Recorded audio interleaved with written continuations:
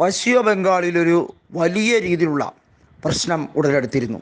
അതായത് 2011 ശേഷമുള്ള OBC ആക്കപ്പെട്ട നിർദ്ദേശങ്ങൾ, അതിന് വയ്ക്കുന്ന ഉതകുന്ന നിയമനങ്ങൾ, അത്തരത്തിലേക്ക് വരുന്ന അപ്പോയിൻമെൻറ്റുകളുമായി ബന്ധപ്പെട്ട കാര്യം, അതായത് വിവിധ സർക്കാർ വകുപ്പുകളിലേക്ക് ജോലിയുമായി ബന്ധപ്പെട്ട കാര്യത്തിലാണ് ഇത് ഏറ്റവും കൂടുതൽ പ്രയോജനപ്പെടുക എന്നുള്ളത് വളരെ വ്യക്തമാണ്. ബംഗാളിൽ ശരിക്കും തൃണമൂൽ കോൺഗ്രസിനാണോ അതോ BJPക്കാണോ ഇത് തിരിച്ചടിയാകുന്നതെന്നുള്ള വിശകലനമുണ്ടായി. കൃത്യമായി ജാതി സെൻസസ് രാഷ്ട്രീയം കളിക്കുന്നത്, ജാതീയമായിട്ടുള്ള വോട്ട് ബാങ്ക് സൃഷ്ടിക്കുന്നത് കോൺഗ്രസ് ആണ് എന്നാണ് BJPയുടെ ആരോപണം. വാസ്തവത്തിൽ തൃണമൂൽ കോൺഗ്രസ് കൃത്യമായിട്ടുള്ള ജാതി രാഷ്ട്രീയമാണ് ബംഗാൾ രാഷ്ട്രീയത്തിൽ കളിക്കുന്നത്.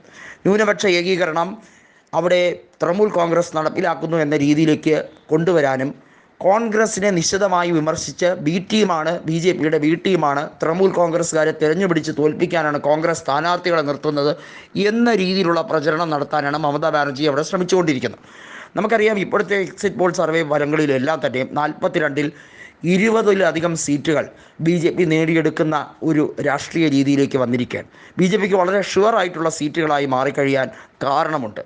അതിന് കാരണം തൃണമൂൽ കോൺഗ്രസ് തന്നെയാണ്. തൃണമൂൽ കോൺഗ്രസിൻ്റെ അക്രമ രാഷ്ട്രീയം, തൃണമൂൽ കോൺഗ്രസിൻ്റെ അഴിമതി, ശാരദാ കുംഭകോണത്തിൽ നിന്ന് തുടങ്ങി നിരവധിയായിട്ടുള്ള അഴിമതികൾ, ഏതൊരു മന്ത്രി കാര്യങ്ങൾ എടുത്താലും വ്യക്തമായിട്ടുള്ള കറപ്ഷൻ എന്ന് പറയുന്ന കാര്യത്തിൽ നിന്ന് ഒഴിവാക്കാൻ കഴിയാത്ത രീതിയിൽ മമതാ മന്ത്രിസഭയിലെ എല്ലാവരും ജീർണിതമാകുന്ന രീതിയിലേക്ക് അവരുടെ കരങ്ങൾ അഴിമതിയിൽ മുങ്ങിക്കുളിച്ച് നിൽക്കുന്ന ഒരു അവസ്ഥയിലേക്ക് എത്തിയിരിക്കുന്നു എന്നുള്ളതിൽ ഒരു സംശയം വേണ്ട. മമതയുടെ മന്ത്രിസഭ ഈ കാലാവധിക്ക് മുമ്പ് തന്നെ ഈ മന്ത്രിസഭ പിരിച്ചുവിടേണ്ട സാഹചര്യമായിരിക്കും എന്നുള്ളത് BJPയുടെ നേതാവായ ദിലീപ് ഘോഷ് ഒരിക്കൽ വിലയിരുത്തി. എന്നാൽ അതെങ്ങനെ? നിയമപരമായും തിരഞ്ഞെടുക്കപ്പെട്ട ഒരു സർക്കാരിന്, അല്ലെങ്കിൽ അത്തരത്തിലേക്ക് തിരഞ്ഞെടുക്കപ്പെട്ട ലെജിസ്ലേറ്റീവ് പാർട്ടിക്ക് ഒരിക്കലും കാലാവധി കഴിയും മുമ്പേ ഭരണം നഷ്ടപ്പെടുന്ന അവസ്ഥയുണ്ടായാൽ അത് തീർച്ചയായും നിയമവാഴ്ചയോടുള്ള അനാദരവായി തന്നെ സൂചിപ്പിക്കണം. എന്നാൽ തൃണമൂൽ കോൺഗ്രസിൻ്റെ നിരവധിയായ മന്ത്രിമാർക്ക് ഉടൻ തന്നെ അറസ്റ്റ് ഉണ്ടാകും എന്നുള്ളത് വളരെ വ്യക്തമാണ്. മമതാ ബാനർജിയിലേക്ക് പോലും കുരുക്ക് മുറുകുന്നു എന്ന രീതിയിലേക്കാണ് കാര്യങ്ങൾ മാറുന്നത്. നമുക്കറിയാം, ബംഗാളിൽ ഇപ്പോഴത്തെ ഗവർണർ CV ആനന്ദബോസാണ്. മുൻ ഗവർണർ എന്നത് ഇപ്പോഴത്തെ ഉപരാഷ്ട്രപതിയായ ജഗദീപ് ധൻഖർ ആയിരുന്നു.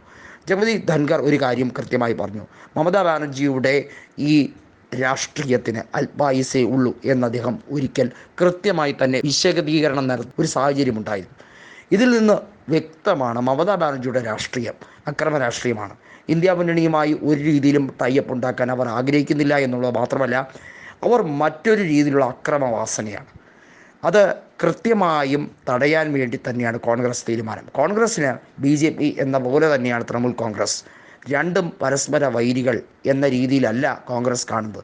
രണ്ടുപേരും കൃത്യമായി ബംഗാളിനെ കട്ടുമുടിക്കാൻ നിൽക്കുന്ന രണ്ട് വിഭാഗക്കാർ എന്ന രീതിയിൽ മാത്രമാണ് അധീർ രഞ്ജൻ ചൗധരി ഇതിനെ വിഭാവന ചെയ്യുന്നത്.